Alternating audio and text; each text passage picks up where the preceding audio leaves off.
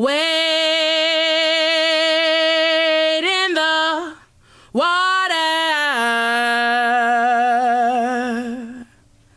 God's gonna trouble the waters.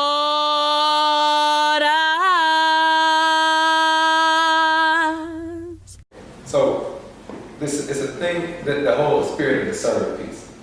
And what I come to understand is the best way to know truth and be able to discern falsehood from truth is to live truth as much as possible. So that you become so used to things being truthful around you, coming from you, within you, that when something is not that, it's such a discrepancy. You know, it's like you taking you in a 90-degree shower. You know, it might be cold on like so about 100-degree shower, you feel good in that moment.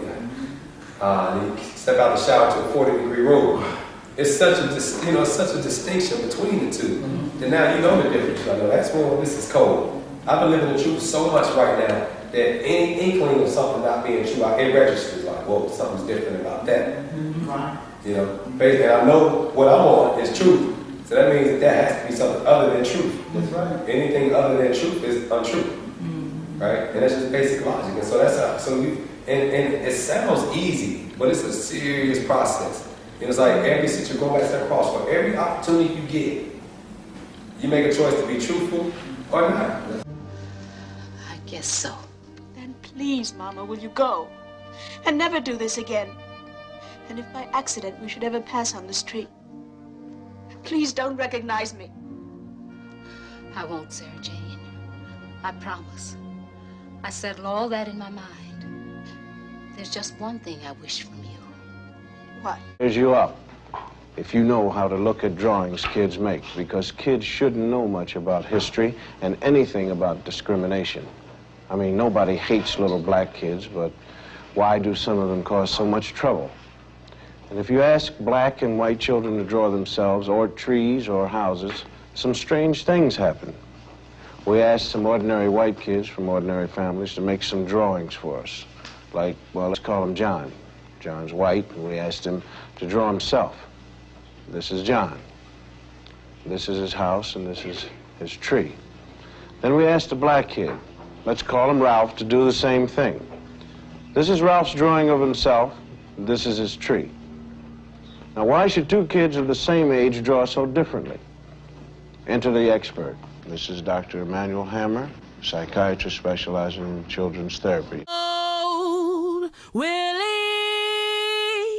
that we won't take anymore.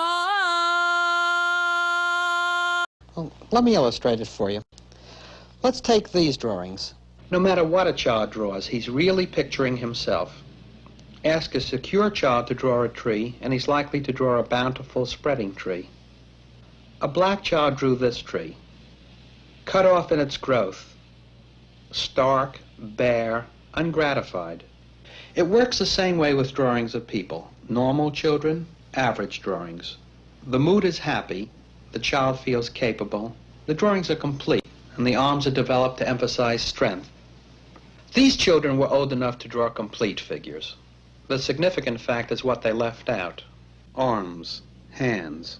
A child may sense that a situation in life is so powerless that he himself is equivalent to an armless man. My own study reveals that armless people appear 3 times more frequently in the drawings by black children than those by white. The faceless beings suggest that these youngsters not only feel themselves to be less than they might be, they don't even feel themselves to be. The black child who is forced to live in a hostile world may disappear in self-defense. He drifts through life feeling like a shadow.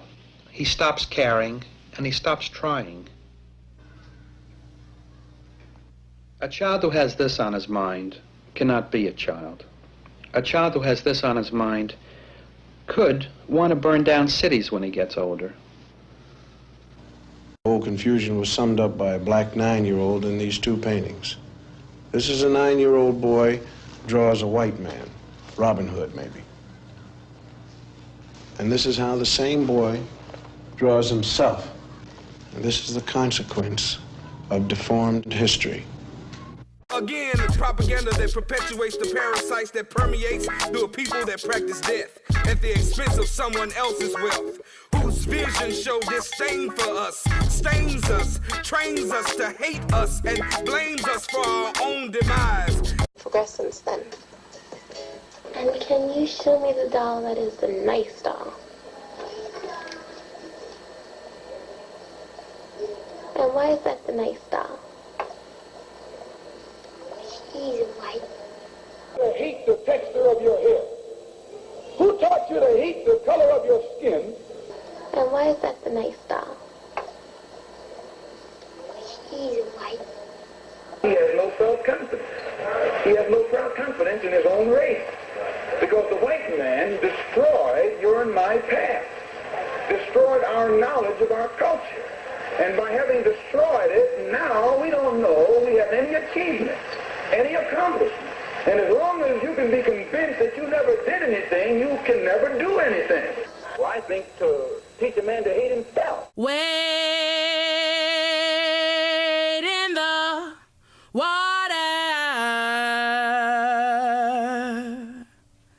God's gonna trouble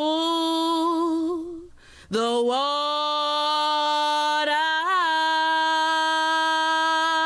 How specific words can make manifest specific things in your physical realm. Y'all with me? And not only does it do it in the physical realm, but it carries over to the mental and the spiritual aspect of the game. Y'all still with me? All right, so what happens is that the majority of the people on the planet who have their indigenous and righteous culture intact understand this game. And then there's also a portion of the planet whose culture is not so righteous, but yet it is indigenous to them. They also understand the game. But y'all with me? Anybody up in here ever been to a Catholic Mass? What language are they spitting in? Full of ritual, right? When they're picking the next pope, what's going down? You don't know because it's inside, they don't let you see it, right? But they do know if that puff of smoke come out the top, if it's black it mean one thing, that puff of smoke come out the top, if it's white it mean another thing, right? See, to me, that's a ritual taking place inside. And what I also understand is that the word, sound, power, vibration is not only uttered out of the mouth, but it's also written in symbols. Right? And so you get all these different writings and these different symbols that a lot of our brothers and sisters who are gangbanging embrace. Not understanding that they're sealing their fate with these symbols. I'll say it again. They got all these symbols and stuff that they write in. These symbols that they throwing up with their hands and when they shaking and all that other type of stuff. They're performing rituals and they're actually sealing their fate to maintain their current level of existence. That's real talk. Now check this out, with the word, sound, vibration, we're going to go through this process kind of fast so we can get to the audience part of the game. Words have vibration, we all know that. I gave an example earlier. You got a glass on the table, and if I was an opera singer, I'd hit a note and shatter it. Y'all seen that before?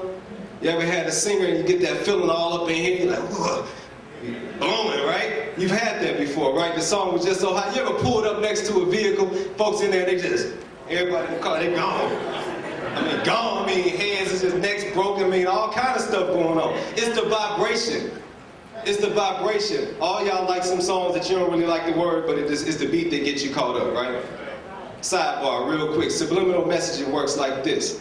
I distract one of your 5 senses to occupy your brain, and then I slip that other stuff in there. I distract one of your 5 senses. I distract your brain through one of your 5 senses so that other stuff can slip in there. The next thing you know the words to the song. You ever check that? Words have vibration. True? We can move on there. So vibrations are essential to all things. Alter the vibrations around the thing, you alter the spiritual essence of the thing. Now see, again, let me go back to my earlier point. When you look at all the other cultures on the planet, you're going to find that they deal with word, sound, power. It seems that us and them up here in Black America are the only ones that don't realize that anymore, for the majority of the part. All right? So you got the Hindus, they're over there, they're chanting words, right? Yes, y'all heard it? You got the Buddhists, they chanting words, right? You definitely got our indigenous African folks still practicing their way of life, chanting word, sound, power. But us, we think it's just word and it's only entertainment, right? Not true. Check. Go to the next slide for me, Baba. Water spoken to with negative words crystallize and distort a pattern. Now check this out. See, this comes from some science that them folks over in Asia are practicing, they're dealing with right now, where they actually send a prayer or cuss out a cup of water or something, right? I mean, they talk bad to it. Like, yo, stupid bottle of water, you stank, you dirty, you coming out the Tennessee River anyway. Right? All kind of algae growing on you. And then what they do is they put it under a microscope, right? And it starts to change forms on you. Now check this out real quick. The human body is known to be what, 70 to 85% water? So if it's happening like that to the water outside and you look under the microscope, what about the living water within your body? Is it impacted? You better know it is. You better know it is, right? So then we got this other crystal water that come up, you know, they praying on this, oh, please God, live beautifully in life. All that other stuff, right? I never said I sing. But all that stuff is going on, right? And in this water crystal, it forms symmetrically. It forms into a beautiful image. I mean, this book, this brother, what's the brother's name, Dr. Emoto? His book right there, he has pages and pages and pages. Have you seen nursery rhymes with this water? You can almost see the shape of a baby in it. Real talk, y'all. It ain't no joke. So the word sound power is manifesting as I hate you in the form like that. How many times have you ever felt that you hate somebody? Tell the truth, shame the devil. To yourself, man. Right? So that's the energy that you're sending out there. And they say to dance with the devil, you got to what? I'm acting like y'all don't know. To dance with the devil, you got to what? Learn the steps. You never heard that before? Nobody ever heard to dance with the devil, you got to learn the steps? Well, I hear it all the time. It's a true statement. So what it's saying is that you can't deal hatred without enveloping it yourself. Right? So you're affecting yourself at the same time. That's why you do unto others as you would have them do unto you, because in essence you are doing it to yourself. Check. Let's move forward, Baba, because we're here. The most working forms is about the vibrations contained in words. The body is 3/4 pure water. Masuri Rolo is being questioned, but those who vibrate within the power of their divine consciousness are able to liberate themselves from ignorance. This has been demonstrated time and time and time and time and time and time again. So why is it so important for these words to become popular? Why is the N word and why is the B word so popular? Why is that on stage? Why is that getting $10 million contracts to run record companies right now? It's because it's doing something to you. This nation was established upon the institution of enslavement. Enslavement of who? Us and them. Right? And so to maintain that without the image of this being maintained is the whole goal right now. So if I can get you trapped into these words, if I can get you with this word plus the image manifesting that which I want you to manifest, you're done. I don't have to worry about you. Washington, D.C., hardcore neighborhood, right? Nighttime, white lady walking down the street, bati riding shorts, walking a little dog. No fear in the world. Why? Because she understands that she's a part of that class that trained them niggas on the corner. And them niggas on the corner is trained to deal with each other and not her. Do I got to say it again, or y'all understand what I'm talking about? See, it's this whole thing. If you will open your eyes and just pay attention to what's going on around you, we wouldn't have to have this panel, right? It's hidden in plain sight. Can't see the forest for what? The tree right in front of your face. Take a few steps back and recognize that you might have to sacrifice certain things that you have attached yourself to. I had a debate with a brother one time, we talking about hip-hop music. I said, if I had it my way, I'd put it all in the bag and burn it. And whatever survives is what we go forward with. I am hip-hop though, I am hip-hop. I said, jump your ass in the bag then. And if you come out, that's what's up. And if not, that's what's up. It's the same way when you pulling the splinter out your hand, right? You put that fire to the needle to burn up any type of impurities, right? Rastafari call it purifying. Right? Purification. And that's what we need. We need to be willing to detach ourselves from this game. Because we think that it's our culture, but if you look at early development of hip-hop, we was rapping. And brothers, they was rapping, meaning they was rapping to taste. They was dialogue, and they was building, and then this thing called hip-hop shows up.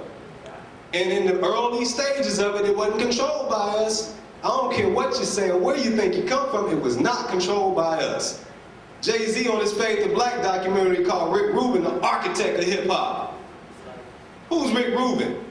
And they're showing, they're focusing on different books that Rick Rubin studies out of. And one of them was the book of Black and White Magic. And one of the things that magicians do is they understand how to manipulate through words. Y'all ain't hearing me. So that's what's going down, y'all. So this whole game called hip-hop has got us shackled. All right, you take the chains off the ankles and off the wrists and you put them on their minds. You make a person think that they're no longer slaves, right? And the whole time we're going and going and going and going in these circles.